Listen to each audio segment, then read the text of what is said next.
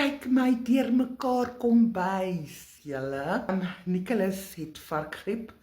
Die man is baie siek en nou is dit nog die naweek ook wat ons al sy praktiese take vir gasvryheid moet klaar kry. So tussen die siekte deur gaan die arme man nog kook ook. Ons is al gelukkig nou so 2 dae in die varkgriep in. So ons is seker nou so oor die hond se sterf. En weet julle, dis een van my kind se drome. Hy wil chefskool toe. En julle, ek share so hierdie amazing droom met hom. En ons is so gerad, ons soek al klaar chefskole, hy is volgende jaar matriek. En julle, hy kook so lekker.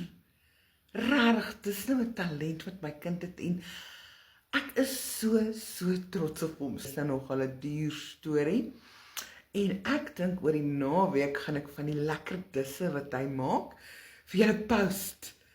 En dan kyk julle daarna en julle bid vir jou kind, bid vir jou kind se drome en werk saam met hulle om dit te bereik.